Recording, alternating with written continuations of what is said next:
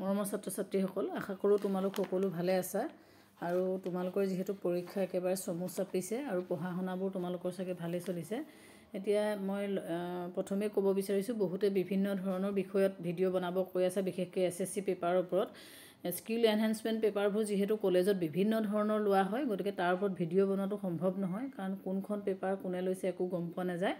আৰু তোমালোকে চিন্তা কৰিবলগীয়া একো কথা নাই, SSC পেপাৰখনৰ তোমালোকৰ নিজৰ কলেজৰ টিচাৰে যিখিনি পঢ়াইছে সেইখিনিৰ ওপৰতে কুৱেশ্যন কাটিব। যিহেতু কুৱেশ্যন পেপাৰখন তেওঁৱে ছেট কৰিব আৰু তেওঁৱে কুৱেশ্যন পেপাৰৰ যিখিনি বহি এনচাৰ তেওঁ চাব। গতিকে তোমালোকে ইমান বেছি চিন্তা নকৰিবা। তেওঁৰ লগত যিজন শিক্ষকে তোমালোকৰ SSC পেপাৰখন পঢ়াইছে তেওঁৰ লগত কনচাল্ট কৰা। তেওঁ কেনেকুৱা ধৰণৰ কুৱেশ্যন এনচাৰ তোমালোকক লিখাইছে বা কেনেকুৱা বস্তুখিনি পঢ়াইছে সেইবোৰৰ ওপৰতে কুৱেশ্যন কাটিব। গতিকে SSC পেপাৰৰ ওপৰত তোমালোকে বিভিন্ন ধৰণৰ ভিডিঅ' দিব কৈ আছা, যিটো মোৰ কাৰণে সম্ভৱ নহয়। আৰু যিহেতু এখন পেপাৰ নহয়, নিৰ্দিষ্ট এখন পেপাৰ নহয়, বিভিন্ন ধৰণৰ পেপাৰ আছে, তোমালোকে পিছত সেই কথাটো গম পাবা। আজি মই তোমালোকে বহুত অনুৰোধ কৰি থকাৰ কাৰণে এডুকেশ্যনৰ মাইনৰ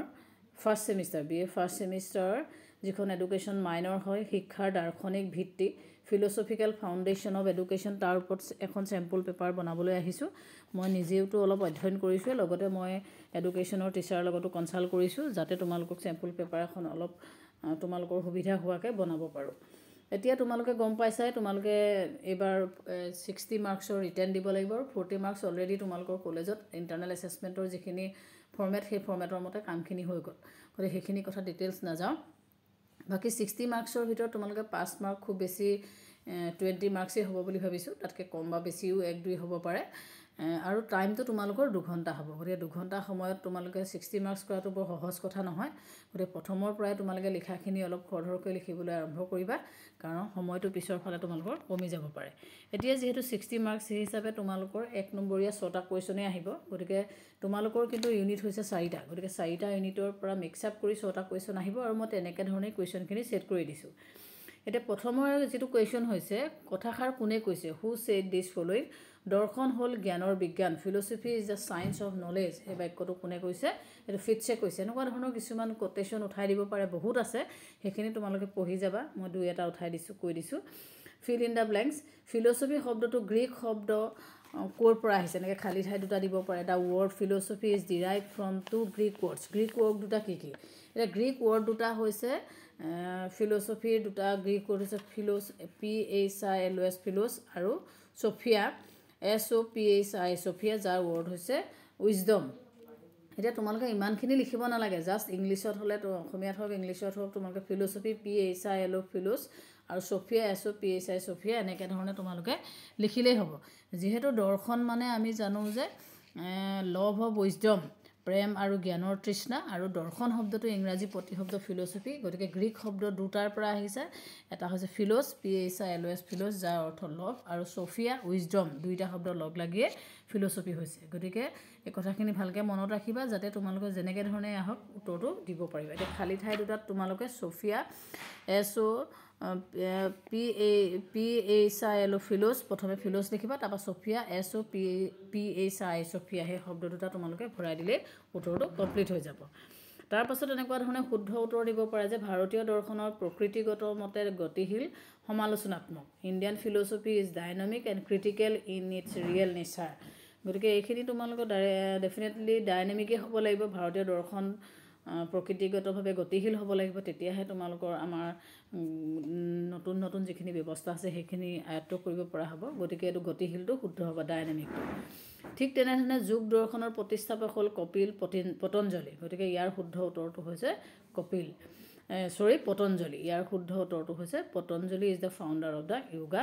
ফিল'চফি। গতিকে য়োগাৰ ফিল'চফিৰ তোমাৰ ফাউণ্ডাৰ হৈছে Patanjali.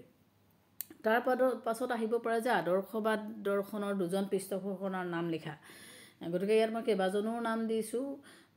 Right the name to supporters of idealism. গতিকে ইয়াত তোমালোকে লিখিব পাৰা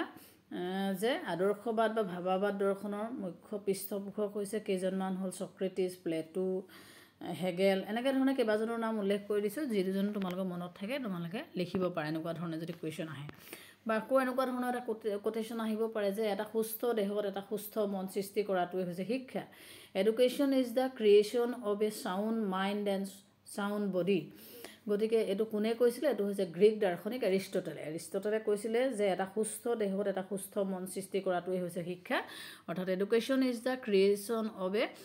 sound mind and sound body এইবোৰ তোমালোকে মনত ৰাখিবা খুব সৰু সৰু কোটেশ্যন খুব মনত ৰাখিবলৈও ভাল তাৰপাছত তোমালোকৰ প্ৰতিটো ইউনিটৰ পৰা এটা শ্বৰ্ট নোট লিখিবলৈ আহিব গতিকে মই তেনেকুৱা ধৰণে তোমালোকক দি দিছোঁ আনুষ্ঠানিক শিক্ষা কি এই শিক্ষাৰ বৈশিষ্ট্যসমূহ লিখা ইয়াত 4 নম্বৰকৈ আহিব বুলিয়ে মই এনেকৈ ছেটিং কৰি দিছোঁ মাৰ্কছখিনি যিহেতু তোমালোকৰ 60 মাৰ্কছ হ'ব what is formal education right the characteristics of formal education দৰ্শন আৰু শিক্ষাৰ লক্ষ্য কি philosophy and AIIMS of education short note লিখিবলৈ আহিব পাৰে ৰাজযোগৰ উদ্দেশ্যসমূহ লিখিবলৈ আহিব পাৰে বেদান্ত দৰ্শনৰ পাঠ্যক্ৰম কাৰিকুলাম অফ বেদান্ত ফিলচফিৰ কথা আহিব পাৰে আদৰ্শবাদ আৰু অনুশাসনৰ কথা লিখিবলৈ আহিব পাৰে বা প্ৰকৃতিবাদ আৰু শিক্ষকৰ ভূমিকা নেচাৰেলিজম এণ্ড ৰুল অফ টিচাৰ গতিকে এনেকুৱা ধৰণৰ যিখিনি শ্বৰ্ট নোট লিখিবলৈ আহিব সেইখিনি তোমালোকৰ 4টা ইউনিটৰ পৰা মিক্স আপ কৰি আহিব গতিকে তোমালোকে এইখিনি 4 নম্বৰৰ কাৰণে বৰ বেছি নালাগে এপেজমান তোমালোকে কেনেকৈ লিখিবা সেইখিনি ৰেডি কৰি ৰাখিবা যিহেতু কিতাপত ধুনীয়াকৈ গোটেই বস্তুখিনি দিয়া আছে তাৰপাছত যিহেতু তোমালোকৰ 4টা ইউনিটৰ প্ৰথম ইউনিট দুটাত 15-15 মাৰ্কছ দিয়া আছে আৰু পিছৰ কেইটাত 25-25কৈ দিয়া আছে গতিকে ডেফিনেটলি তোমালোকৰ প্ৰথম ইউনিটকেইটাৰ পৰা মাৰ্কছটো অলপ কম আহিব আৰু যিহেতু মাৰ্কছৰ ছেটিংটো তোমালোকৰ কমাই দিছে যদিও কিন্তু গোটেই চিলেবাছখন একেখনেই দিয়া হৈছে গতিকে মই প্ৰথম ইউনিটটোৰ পৰা আহিবলগীয়া লং কুৱেশ্যন এনেকুৱা ধৰণে হ'ব পাৰে বুলি ভাবিছোঁ দৰ্শন বুলিলে কি বুজা শিক্ষা আৰু দৰ্শনৰ সম্পৰ্কৰ বিষয়ে লিখা what is mean by philosophy describe the relationship between philosophy and education মাৰ্কছটো মই ভাগ কৰি দিছোঁ 2 + 7 9 এনেকুৱা ধৰণে খুব আহে গতিকে এনেকুৱা ধৰণে তোমালোকে চাবা মাৰ্কছবোৰ ভাগ কৰি দিয়ে আৰু মাৰ্কছবোৰ ভাগ কৰি দিলে নম্বৰ পাবলৈ ভাল হয় গতিকে তোমালোকে যিটো মাৰ্কছ ভাগ কৰি থোৱা থাকে সেইটো কৰিবলৈ চেষ্টা কৰিবা যদি সেইটো নোৱাৰাটো তেতিয়া এইটো কৰিবাই কিন্তু তেনেকৈ মাৰ্কছটো ভাগ কৰি থাকিলে যদি কুৱেশ্যনটো কৰা তেতিয়া মাৰ্কছটো পাবলৈ খুব সহজ হয় আৰু ইয়াৰ লগত সেই একেটা ইউনিটৰে আহিব অগতানুগতিক শিক্ষাৰ সংজ্ঞা দিয়া আৰু এই শিক্ষাৰ প্ৰয়োজনীয়তা আৰু সীমাবদ্ধতা সম্পৰ্কে লিখা 1 + 4 + 4 = 9 define non formal education right about its needs and limitation শিক্ষাৰ প্ৰণালী আৰু দৰ্শনৰ মাজৰ সম্পৰ্ক ব্যাখ্যা কৰা discuss the relationship between philosophy and methods of teaching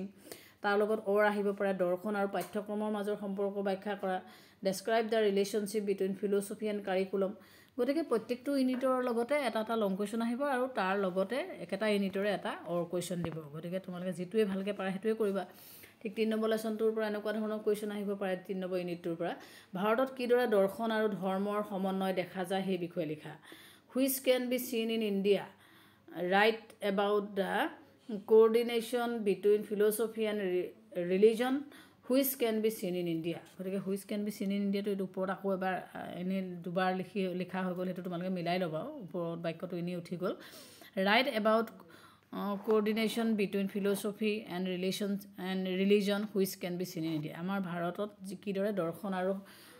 ধৰ্মৰ সমন্বয় দেখা যায় ৰিলেশ্যনশ্বিপটো দেখা যায় তাৰ বিষয়ে লিখা এনেকুৱা ধৰণে তোমালোকৰ লং কুৱেশ্যন আহিব পাৰে 10 মাৰ্কছৰ ভিতৰত বা নহ'লে শিক্ষাত যুগৰ প্ৰভাৱৰ বিষয়ে বহলাই লিখা বুলি আহিব পাৰে write elaborately about the influence of yoga in education গতিকে য়োগাটো গুৰুত্ব খুব বেছি হৈছে গতিকে য়োগাৰ কথা খুব আহিব পাৰে গতিকে সেইখিনিও তোমালোকে অলপ ভালকৈ চাবা লং কুৱেশ্যন হিচাপে প্ৰিপেয়াৰ কৰিব পৰাকৈ তাৰপাছত বৰ্তমান ভাৰতীয় শিক্ষা ব্যৱস্থাত পাশ্চাত্য দৰ্শনৰ প্ৰভাৱৰ বিষয়ে উল্লেখ কৰা explain the impact of western philosophy in present system of India যিহেতু ভাৰতীয় শিক্ষা ব্যৱস্থাত পাশ্চাত্যৰ শিক্ষা ব্যৱস্থাৰ যথেষ্ট প্ৰভাৱ আছে সেই প্ৰভাৱখিনিৰ বিষয়ে তোমালোকে আলোচনা কৰা এনেকৈ ধৰণে আহিব পাৰে প্ৰয়োগবাদ মানে কি ইয়াৰ বুৎপত্তিগত অৰ্থ আৰু কেইটামান বৈশিষ্ট্য উল্লেখ কৰা হোৱাট ইজ প্ৰেগমেটিজম গতিকে প্ৰেগমেটিজমৰ বুৎপত্তিগত অৰ্থৰ কথা তোমালোকৰ আহিব পাৰে গতিকে এই কুৱেশ্যনবোৰ তোমালোকে এনেকৈ ভাগ কৰি এই মাৰ্কছটো বৰ ভাগ কৰি দিয়া নহ'ল এনেকুৱা ধৰণৰ যদি কুৱেশ্যন আহে তেতিয়া তোমালোকৰ 2 + 8 এনেকুৱা ধৰণে আহিব